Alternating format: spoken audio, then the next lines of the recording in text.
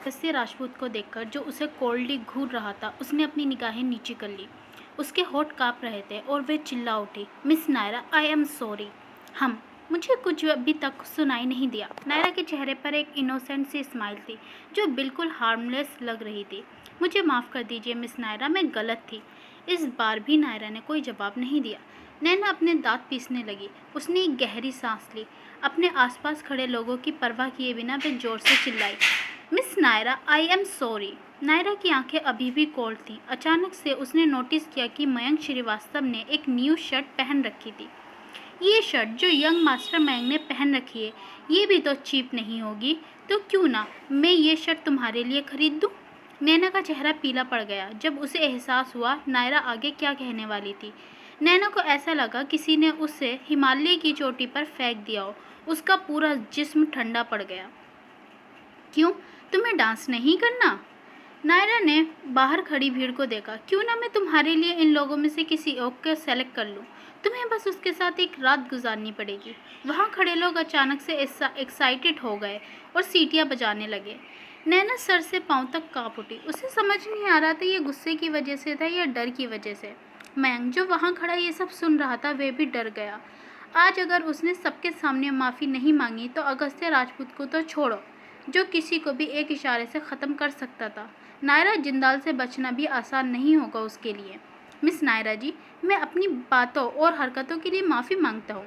ये देखते हुए कि श्रीवास्तव और जिंदाल फैमिली के पुराने रिलेशनशिप हैं, प्लीज़ आज के इस इंसिडेंट को दिल से मत लगाइएगा। मयंक बहुत कमी से लोगों से माफ़ी मांगता था। नायरा कोल्डली मुस्कुराई। हालांकि श्रीवास्तव फैमिली फ्लोरिश कर रही है, मगर उन्होंने एक मेंटली डिसेबल बच्चे को जन्म दिया है। तुम्हारे जैसे बेटे के साथ लगता है श्रीवास्तव फैमिली आने वाले सालों में ज़रूर बर्बाद हो जाएगी। मयंक श्रीवास्तव ने उसकी बात का पलट नहीं किया। उसने सब कुछ बर्दाश्त किया। अगर मिस नायरा को लगता है वे इस तरह अपना गुस्सा शांत कर सकती हैं, तो आप मुझे और ज़्यादा डांट सकती हो। डांट, और वो भी तुम जैसे इंसान को? तुम्हें मारकर सिर्फ अब इंसान अपने हाथ ही गंदे करेगा और तुम्हें डांटकर सिर्फ ज़बान ही गंदी होगी।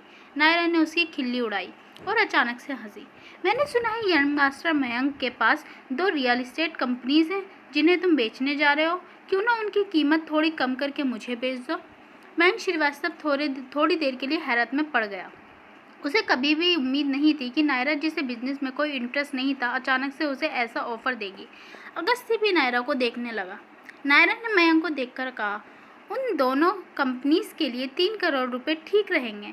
तो कब कर रहे हो उन्हें मेरे नाम ट्रांसफ़र? 3 करोड़? मेरी वे दोनों कंपनीज कम से कम 20 करोड़ की कीमत की हैं। मिस नायरा, क्यों तुम मेरा फ़ायदा उठा? मयंक के होठ कांपने लगे। नायरा के एक्सप्रेशन देखकर वे समझ गया वे जानबूझकर ऐसा कर रही थी। मयंक ने अपनी आंखें मींच ली और अपने दांत पीसने लगा। वह अगस्त्य राजपूत को ऑफेंड नहीं कर सकता था। अगर उसने ऐसा किया तो उन दोनों कंपनीज को तो छोड़ो, शायद पूरा श्रीवास्तव ग्रुप ऑफ इंडस्ट्री ही बर्बाद हो जाए। इस वक्त अगर वे उनसे उन दोनों कंपनीज को फ्री में भी मांगेगी तो वे मना नहीं कर सकता। मगर वे ये नहीं समझ पा रहा था कि मिस नायरा अचानक से उनकी दोनों कंपनीज क्यों खरीदना चाहती थी, जबकि वे दोनों कंपनीज अच्छी हालत में ही नहीं थी। ठीक है, 3 करोड़ में डील रही।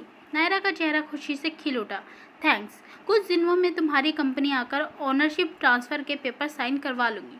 यंग मास्टर मयंक, इतने सारे लोगों के सामने तुम मुझे झुठला नहीं सकते। ये बात मीडिया तक लीक हो जाएगी। अगर तुमने मुझसे झूठ बोला तो अंजाम अच्छा नहीं होगा। मयंक श्रीवास्तव ने अपने दांत पीसते हुए कहा, नहीं मुकरूंगा, मैं इस डील को नहीं भूलूंगा। नायरा मुस्कुराई। उसने अगस्त्य की कोहनी को पकड़ लिया। हबी, लेट्स गो, मैं भूख से मर रही हूँ। अगस्त्य ने नायरा को एक नज़र देखा। नायरा को लगा उसकी आंखें उसकी रूह में झांक सकती थी। हैरान होने के बावजूद भी वह उसे देखने लगी, मगर उसने सिर्फ नायरा की लटों को उसके कान के पीछे किया और उसके शर्ट के बटन लगाने में उसकी मदद की। वहाँ से जाने से पहले नायरा ने अगस्त्य की शर्ट की पेमेंट करना नहीं भूली और सब लोगों की हसरत भरी निगाहों के बीच वह अगस्त्य का हाथ पकड़कर वहाँ से चली आई। रात की वजह से ठंड बढ़ने लगी थी, मगर नायरा जो अगस्त्य के साथ चल रही थी उसे बिल्कुल ठंड महसूस नहीं हुई। नायरा ने पूछा, तुम्हें कैसे पता चला मैं यहाँ थी? क्या तुम इसी एरिया के आसपास थे? अगस्त्य ने कोई जवाब नहीं दिया। उसने नायरा के लिए कार का दरवाज़ा खोला। नायरा कार में बैठी और तुरंत बोली, मैं अपनी कार ड्राइव करके यहाँ आई थी। नवीन उसे वापस ड्राइव करके ले आएगा। असिस्टेंट नवीन आसपास है? नायरा ने इधर उधर नज़र दौड़ाई, मगर वहाँ कोई नहीं था। तुम आज क्या खाना चाहती हो? अगस्त्य ने गाड़ी में बैठकर पूछा। कुछ भी चलेगा, वेजिटेरियन एंड नॉन वेजिटेरियन, जो तुम्हें अच्छा लगे। तुम्हारे कार्ड फ्रीज होने वाली बात तुमने मुझे क्यों नहीं बताई? उसकी आवाज़ धीमी और शांत थी, मगर वह उसे इस तरह स्ट्रॉन्ग बनने की एक्टिंग देखकर बहुत अपसेट था। डैड ने पूरी तरह मेरे कार्ड फ्रीज नहीं किए। वे हर महीने मेरे अकाउंट में 10,000 भेजते रहते हैं। वैसे भी मैं ज़्यादा खर्च नहीं करती, तो इसलिए मुझे याद नहीं रहा। इतना कहकर नायरा ने अपने पर्स से ब्लैक कार्ड निकालकर अगस्त्य को वापस करने लगी। राजपूत गार्डन में मुझे किसी चीज़ की कमी नहीं है। मैं इतने ज़्यादा पैसे खर्च नहीं कर पाऊंगी। तुम इस कार्ड को अपने पास। उसके शब्द अभी पूरे भी नहीं हुए थे जब अगस्त्य ने अपनी गहरी डार्क ब्लैक आंखों से उसे घूरा। उसकी आंखों से साफ जाहिर हो रहा था जिस मोमेंट नायरा ने यह कार्ड वापस किया, अगले ही मोमेंट वो उसका खून कर देगा। नायरा सहम गई। राइट नाउ अगस्त्य पहले की तरह नहीं था। जब उनकी शादी हुई थी वह उसे प्रिंसेस की तरह ट्रीट करता था, उसकी हर बात मानता और कभी भी बहस नहीं करता। मगर जब नायरा को लगा अगर वह नाराज़ हो गया तो नायरा के रोने पर भी उस पर कोई फ़र्क नहीं पड़ेगा। नायरा ने तुरंत कार्ड वापस करके अपने पर्स में रख लिया। ठीक है, फिर मैं फ़िलहाल के लिए इसे अपने पास रख लेती हूँ। फ्यूचर में मुझे कोई भी अच्छी शर्ट या कुछ और अच्छा लगेगा तो मैं तुम्हारे लिए ख़रीद लूँगी। मुझे ज़्यादा चीज़ों की ज़रूरत नहीं है। तुम्हें जो पसंद आए अपने लिए ख़रीद लेना। नायरा खिड़की से बाहर देखने लगी। रात होने की वजह से स्ट्रीट लाइट ऑन थी। रात की वजह से बहुत सी चीज़ें धुंधली हो चुकी थी। तुम अचानक से यहाँ कैसे आए? यहाँ से गुजर रहा था। नायरा ने और कोई सवाल नहीं किया और गौर से अगस्त्य को देखने लगी। अगस्त्य ने ब्लैक हैंडमेड शर्ट पहन रखी थी जिस पर किसी ब्रांड का लोगो नहीं था, मगर पहली ही नज़र में कोई भी बता सकता था वे किसी बेस्ट डिज़ाइनर का बेस्ट पीस थी। नायरा ने सोचा वे घर जाकर अगस्त्य को अपनी खरीदी हुई शर्ट ट्राई करने को कहेगी। नायरा ने अपना मुँह खोला ही था जब अचानक से उसे छींक आ गई। अच्छू! उसकी नाक बहने लगी और उसे अनकंफर्टेबल महसूस होने लगा। उसने पास वाले कैबिनेट से टिश्यू निकालकर अपनी नाक को रब किया। तभी दूसरी छींक आ गई। अच्छू! मैंने सुबह ही तुमसे कहा था कि ठंड मत लगा लेना। अगस्त्य ने उसकी छींक सुनकर कार का हीटर ऑन कर दिया।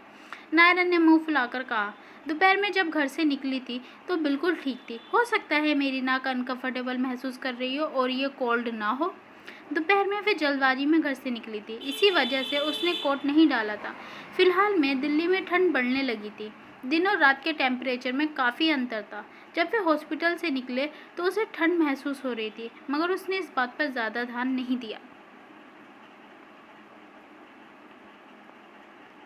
Please like, comment and subscribe और शेयर करना ना भूलें। Thank you.